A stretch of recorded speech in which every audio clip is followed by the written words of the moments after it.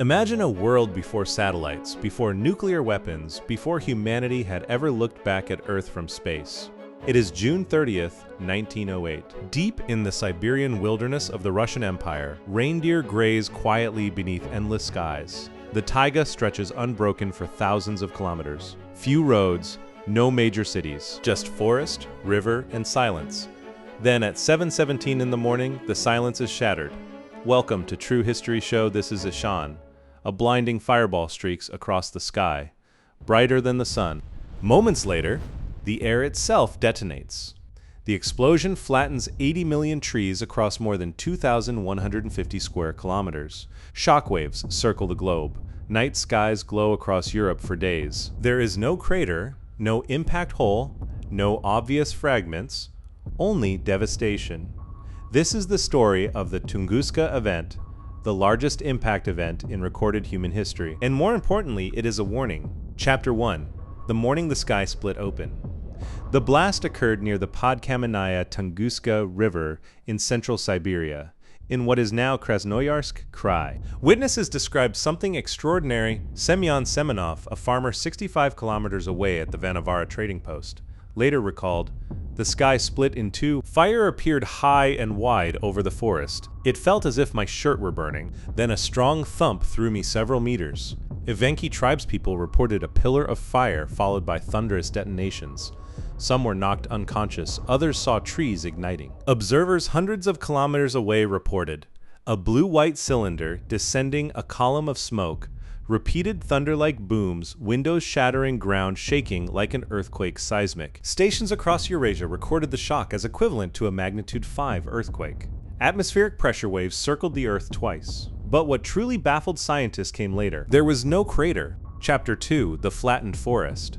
When investigators finally reached the site nearly 2 decades later, they found something surreal. Trees lay flattened like matchsticks. The pattern was radial, like spokes of a wheel, pointing outward from a central zone.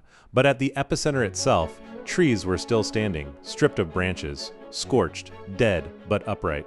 This was the signature of an airburst, not an impact into the ground. Something had exploded in the sky. Energy estimates range between 10 and 30 megatons of TNT, up to 1,000 times the Hiroshima bomb, and comparable to the largest thermonuclear weapons ever built. And yet in 1908, humanity possessed no such weapons. Chapter 3, The Long Delay. Why did it take so long to investigate? Because history intervened. World War I, the Russian Revolution, Civil War. It wasn't until 1927 that Russian mineralogist Leonid Kulik led the first major expedition. He expected to find a massive crater filled with meteoric iron. Instead, he found devastation without impact. Kulik documented 8 kilometers of scorched upright trees, vast radial flattening beyond, no large fragments, boggy depressions initially mistaken for craters, but none proved to be impact holes. Kulik died in 1942 during World War II, never solving the mystery. Chapter 4, The Scientific Clues. In the 1950s and 60s, Soviet scientists resumed investigations.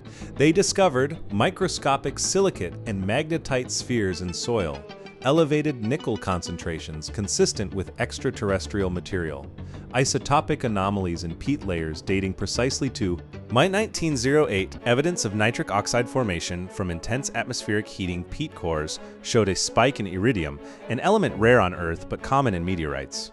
The physical evidence pointed upward, not downward. Chapter 5, The Leading Explanation. A stony asteroid. Today, the consensus explanation is clear. A stony asteroid roughly 50 to 80 meters in diameter entered Earth's atmosphere at approximately 27 kilometers per second. As it descended, atmospheric pressure increased dramatically. At around 5 to 10 kilometers above the surface, the stress exceeded the asteroid's structural strength. It detonated midair. The resulting airburst released enormous thermal and shock energy downward, flattening forests but leaving no crater. Modern computer simulations confirm that such an explosion perfectly reproduces. The butterfly-shaped tree pattern, the upright scorched epicenter, the lack of a crater, the energy calculations. This is now known as a Tunguska-class airburst. Chapter 6, The Glowing Skies of Europe, one of the strangest after effects occurred thousands of kilometers away. For several nights after June 30, Europe experienced glowing skies. Newspapers in London reported midnight brightness bright enough to read outdoors.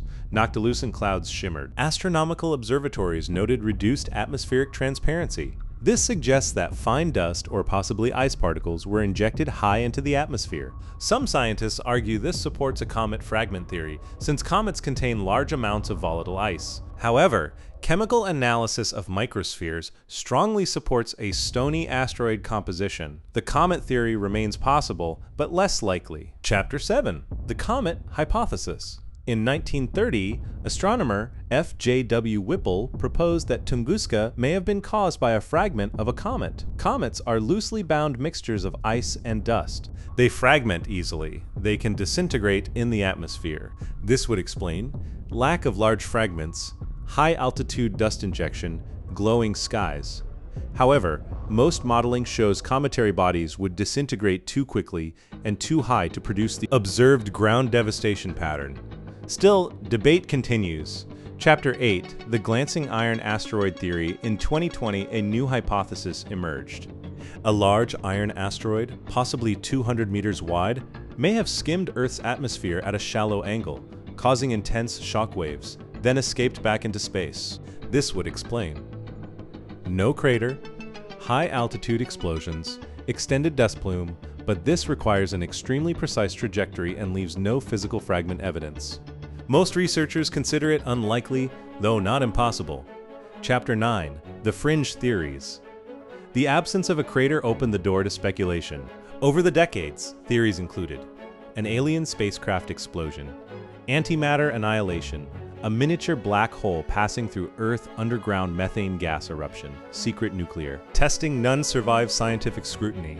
There was no radiation, no exit wound seismic signature, no geological evidence for a gas eruption, no nuclear technology in 1908. The simplest explanation remains the strongest: an asteroid exploded in the sky.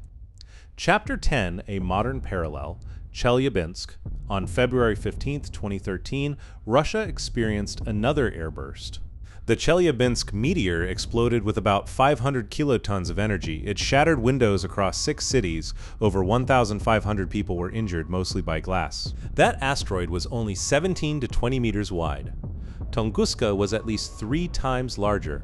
If it had occurred over a major city, casualties would have been catastrophic. Chapter 11. Planetary Defense. In response to growing awareness of near-Earth objects, NASA established the Planetary Defense Coordination Office. In 2022, humanity conducted its first asteroid deflection experiment, the DART mission. A spacecraft deliberately struck the asteroid moonlet Dimorphos. The result, its orbit changed measurably. For the first time in history, humanity proved it can alter the trajectory of a celestial body. Tunguska is one reason why that mission mattered. Chapter 12. How often do Tunguska events happen? Estimates vary. A Tunguska-scale airburst likely occurs once every 300 to 1,000 years. Smaller Chelyabinsk-scale events may occur every few decades. Earth is constantly bombarded by space debris. Most burns up harmlessly, some does not. The Chicxulub impact 66 million years ago wiped out the dinosaurs. Tunguska was tiny compared to that, but it was large enough to destroy a modern city. Chapter 13. Why there was no crater. The absence of a crater is not mysterious once airburst physics is understood. When an object explodes at altitude, energy is distributed outward. Shockwaves flatten structures, thermal radiation scorches surfaces, fragments vaporize or disperse, ground pressure is insufficient to excavate a crater. Airbursts can be more destructive than impacts because the explosion occurs above ground, maximizing blast radius. Tunguska was essentially a natural nuclear explosion without radiation. Chapter 14. International Asteroid Day. June 30th is now recognized as International Asteroid Day. Not to celebrate destruction, but to remind humanity of vulnerability. The sky is not empty. It is a dynamic environment filled with debris, leftovers from planetary formation, and occasionally one intersects Earth's orbit. Closing reflection, the Tunguska event remains the most powerful impact event witnessed by modern civilization. It destroyed forests, but spared cities. It injured few only because it occurred in remote wilderness. It happened before satellites, radar, or asteroid tracking systems existed. If it occurred today over London, New York, Mumbai, Beijing, the consequences would be historic. Yet, for the first time in history, we are not helpless. We track near-Earth objects. We model impact scenarios. We test deflection technologies. Tunguska was not just an explosion. It was a message, a reminder that Earth exists in a cosmic shooting gallery, but also proof that knowledge changes fate. The sky attacked Earth in 1908. The next time it tries, we may be ready. If you liked the video, share it, and don't forget to subscribe. True History Show. See you in the next video.